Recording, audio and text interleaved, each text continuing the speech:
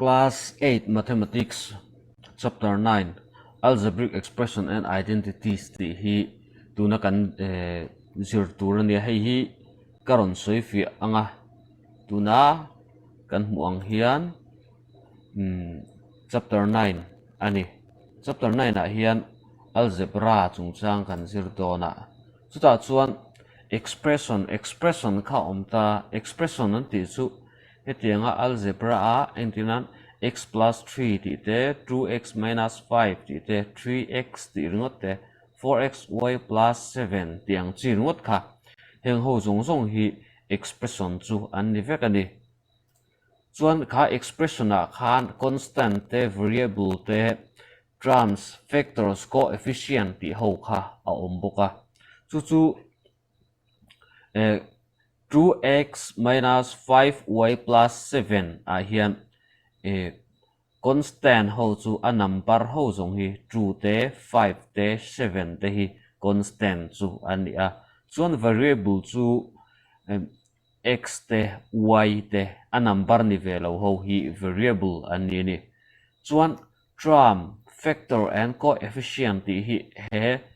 2x minus 5y plus 7 atang hen kan en le tho dona factor so chu heti ang amal malalak ran ho hi an ni ta ni factor chu 2 te x te 5 te y te 7 te hen ho hi factor chu an ni chuan a terms chu product of factors kha an ni maya entirnam the term 2x is the product of 2 and x 2 le x 2 le x in kop ina product apuntir ina asiam kha heng hi terms ani term in zat nge om kan ti chuan hei term o 2x te hi term ania 5y te kha katiang khan term ani 7 te chuan coefficient chu an hlutna ani mai ta 2 te 7 te hi ni ta ni plus an ni vangin zi ngai lo 5 chu minus ani vangin minus 5 ti zi ani heta hian coefficient le constant hi adang lamna chu constant a chun a number chu kha constant an ni a coefficient a chuan a hlutna zong nen plus an mani ka plus ani emo minus ani emo khami kha coefficient chu ani ta ni chuan khatian expression kan ti ho zong kha polynomials an ni a chuan polynomial a chuan monomial te binomial te trinomial te om ta ni ama saberin polynomial hian soi photila polynomial chu expression containing one or more term expression kan ti chu entina heta chuan a hnoi bertrain en chinang hetlai hian 2x te 3y te 7 hetiang ho expression kha an ni chuan term khat emo item emo nei shrim kha tiang shrim polynomials an ni khang polynomials a khan expression monomials kan endon ni monomials chu expression contain only one term more kha expression khan term pakhat chau anei chuan chu monomials ni 4x term khat chia more 3xy term khat chia katiang ho reng kha 12ab katiang ho kha ni chuan binomials ve thung hi chu binomials kan en ve thung binomials chu expression contain two terms term pani om ve zel more term pani a plus b term pani ni chu a plus b te 4a plus 5b te 3 minus 2xy more term pani ani term pakhat pani more katikhan term pani ani chuan trinomials kan en le ang trinomials chuan expression contain three terms term pathum term pakhat pani pathum abc 2x 3y 7 minus 7 katiang ho term pathum om ho kha trinomials chu an ni ve ta ni chuan polynomials chu khatiang expression ho zong kha polynomials chu an ni mai ani chiang chu mo chuan like trams le unlike tram like chu in ang ti na ne unlike chu in ang lo ti na khan mai ta ni chuan an trams like trams ti hian unvariable zok kan soi ka variable hey an power zok power ti mai tai la x te y mo ka tiang chi unvariable like trams a chuan unvariable in ang te kha apoi mo ta ni an tirna 4x a oma 2a plus 3b hey monomial binomial trinomial polynomials ka ting khan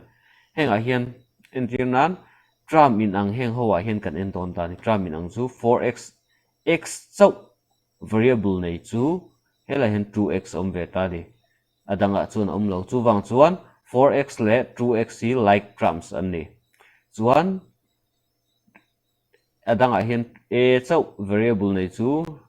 hey 2a le 5a hi an ni ta a chuan b chau nei chu 3b le 2b hi heng hi like trams an ni ve ta ni chuan unlike trams chu ai ang lo ti na khan mai ta ti khan tram an pui nei lo an in ang lo ani chuan kha tram in ang lo chu ni mai ta ni chuan hei hi in zirlaite bu a page number 139 na kha ni a addition and subtraction of algebraic expression ani a algebraic kha expression kha abel te kha kan zir don ni abel te pai te kha chuta chu apoi mo ta chu tuna kan soi like trams a tram in ang kha apoi mo ta ni hei kan enanga hei kan soi fia thok thok don ani chuan hei 7x square 7x square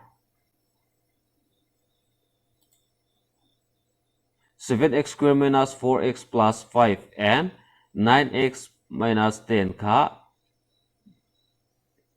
kan bel don ani chuan bel dan all sama chuan heti hian kan bel dona atram in ang kha ain zone in kan da di 4x minus 4x le 9x kha ain zola chuan variable so 5 number so 5 le 10 oma 7x square hi an pui nei lo ni chuan kan bel ta a 7x square hemi zone a hin ni chuan hei hi 9x hi plus sign ani wagin achunga minus nen minus 4x le plus 9x 2 plus le minus ani wagin pai nge nge nga ya chuan 5 ha chuak ta ni 5 tanga 9 atanga 4 kan pai chuan 5 ha chuaka a number lian jok sign plus sign ka heta hena keng don ani chuan he chutiang che chuan hei po plus 5 le minus 10 ani a pai nge nge ngai sign in ang lo chuwang chuan 5 ha chuaka a number lian jok 10 ken chu minus sign ani vain heti hen kan ti ni chutiang che chuan heta hian example 1 a hian 7xy plus 5yz minus 3zx te 4yz plus 9zx minus 4y te minus 3xz plus 5x minus 2xy te kha om ta ni heng hi ain dot hian rem lo poni se achung bera mi pakhat hi khami kan rem mil khan adang hi chu kan rem to mai don ani 7xy oma 5yz 3zx kha om ta hetai chon ain zone in aron zia ka abuai thlang de ulek mai the ya ain zone lowin mo chuwang chuan ain zone lo ho kha xz te kha xzxy ti kha khati khan si mai tu ni ta hian subtract ve tur khan thung ta ni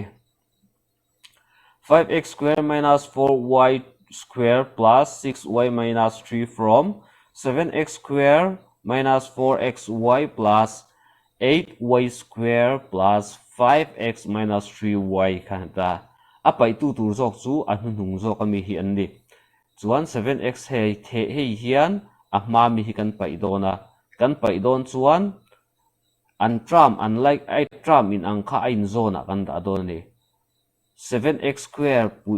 tram in ang chu 5x square ni a xy hi hei 4xy ni helaba 4xy om velo a zona kan da thei lo chuan heta hian y square 8y square om ve ve a 8y square minus 4y square kha ni le ta 5x om ve lo wa helama hian chuan helama 3y oma chuan azon da tu 6y oma chuan minus 3 headline kan da ve ta ni kan minus miu wangin a sign ho hi kan thlak don ni plus sign kha minus lo ni tonga minus sign hi plus lo ni tonga chutiang chuan hei po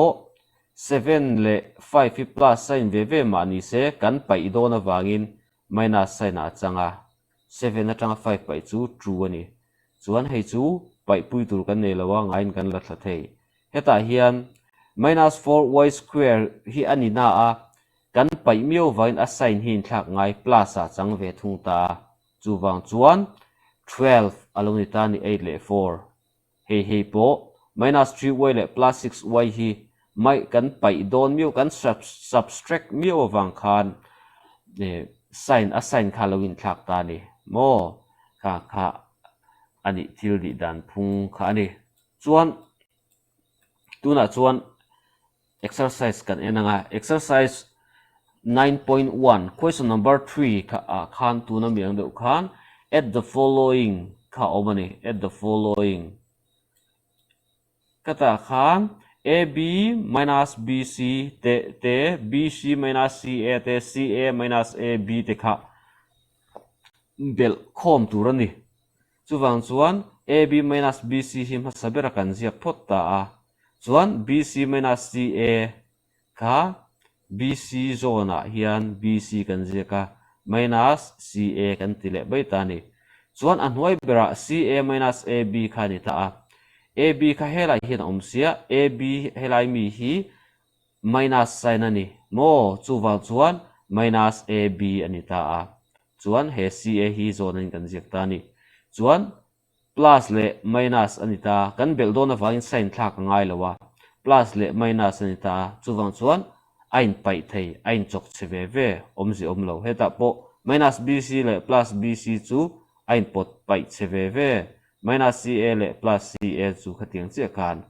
ani ain pai ain pot chiani chuan heta po hian khatiang khan ni a minus B plus AB B minus C plus BC C minus A plus AC A minus B hei plus AB kan la phota an zona B kan da phota chuan minus heta hian C omlo wang heta apia minus C kan da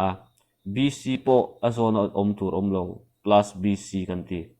chuan C minus A plus AC hi kan nei le ta ni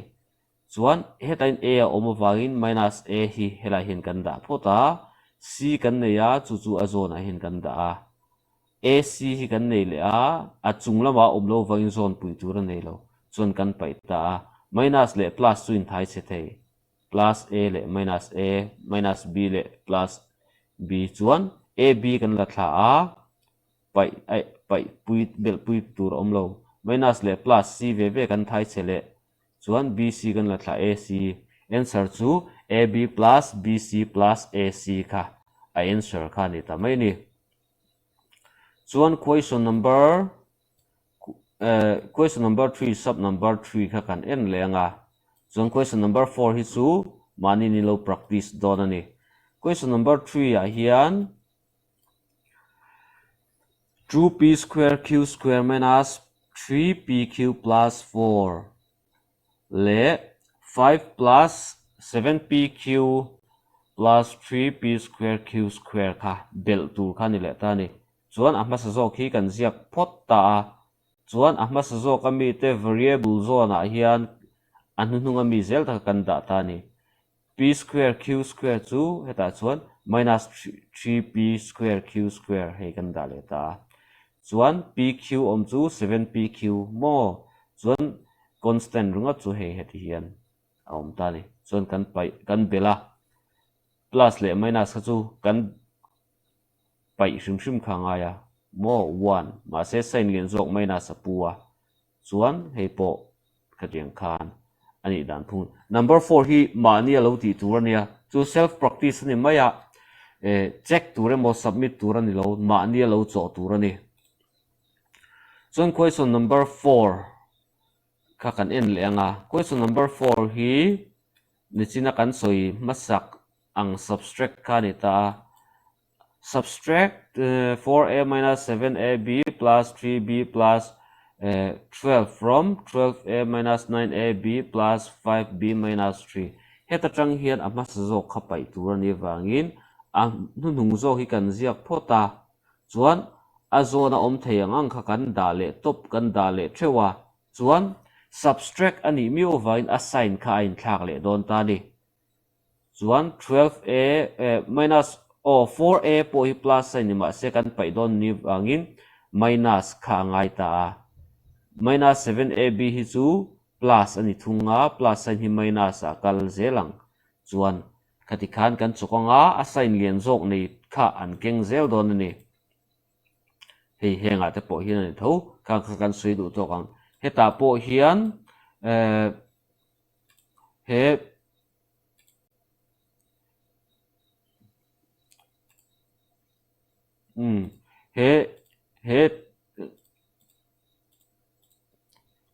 question number 4 a po hian abc thleng oma